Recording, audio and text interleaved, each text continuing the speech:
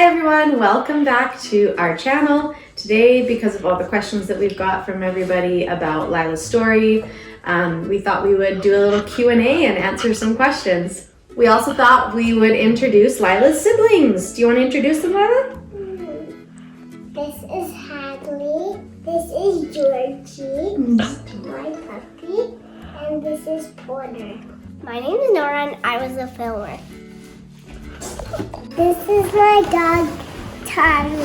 Lilah was born on June 2nd in 2017, so that's almost 5 years ago. When Lilah was born, she was really tiny. She was the size of a baby doll. We knew that something was wrong during my pregnancy. At 9 weeks, I hemorrhaged. 21 weeks, I had uterine separation. And then I started bleeding at 28 weeks and bled all the way to 37 weeks. When this little peanut stopped growing, they induced me. So when Lilah was born, she was IUGR, intrauterine growth restricted, which we knew. She was also low birth weight for her gestation. She was 5 pounds.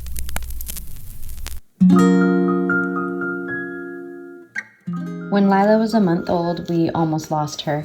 I found her lifeless in her crib. She was blue all over, stiff as a board, bug-eyed, and foaming at the mouth. I scooped her out of her crib and began banging fiercely on her back while simultaneously scooping the white mucus out of her mouth. I was yelling at her to breathe, breathe, and I remember thinking, she's dying. This is it. I'm losing her. I was doing this as I was frantically dialing 911. After a few minutes, I got her breathing enough that she made it to the hospital. At the hospital, they ran tests, which proved she did indeed go a period of time without oxygen. They ran test after test to find out the cause and any consequences of this episode. In the end, it was determined that she had severe acid reflux and a very bad GI tract, and this caused her to aspirate. They also found a number of other things like low blood sugar, hip dysplasia, malformed vertebrae, and that she was dangerously small for her age. She was followed closely, and at 5 months it was decided that she needed an NG tube to aid in her weight gain. The doctors were worried that her brain was not sufficiently developing and she needed the extra calories. From there, we encountered what felt like setback after setback and challenge after challenge. Her weekly appointments included feeding therapy and physio, orthopedic surgeon, general pediatrician, nutritionist, dietitians, pediatric gastroenterologist, pediatric endocrinologist, but still had no diagnosis other than failure to thrive. So when Lilah was 13 months old, it was decided that we would place a G-tube.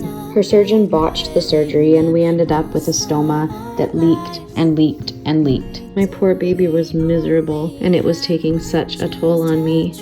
Stomach acid over a stoma that is constantly tearing and a raw wound really, really hurts. Not to mention at this point she was dealing with undiagnosed peptic stomach ulcers because her already maxed out omeprazole just wasn't cutting it and the doctors failed to clue in.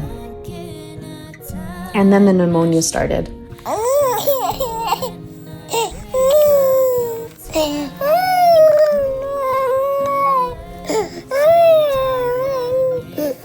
Because of how much she was vomiting, she would aspirate on occasion, and when she aspirated, at the same time she was sick with a common cold, for instance, it inevitably turned into bacterial pneumonia. She is also more susceptible to respiratory illness such as RSV and influenza A, all of which always resulted in pneumonia.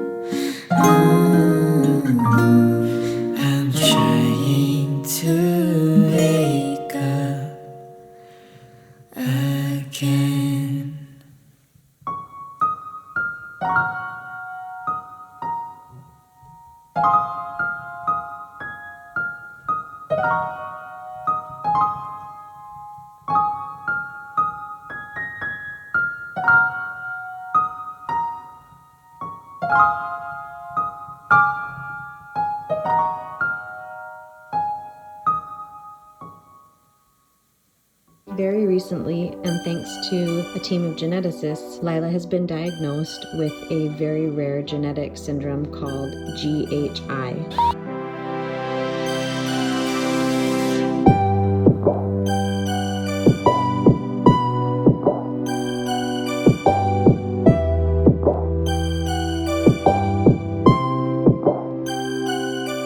You're the melody in my head that I cannot forget.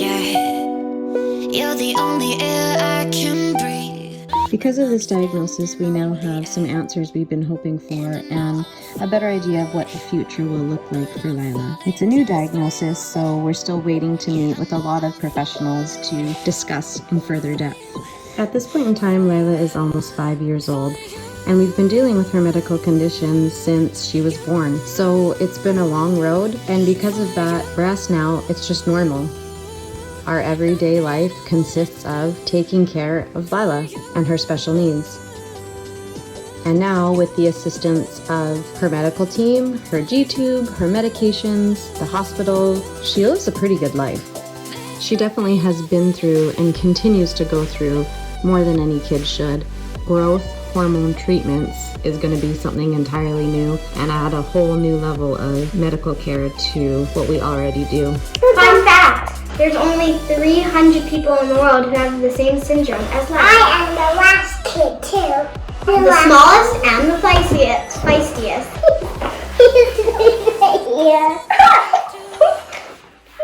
This little girl can be very feisty sometimes. At moments she can be like very happy and zippy, and then at others she can just turn. And be awesome, Comfy.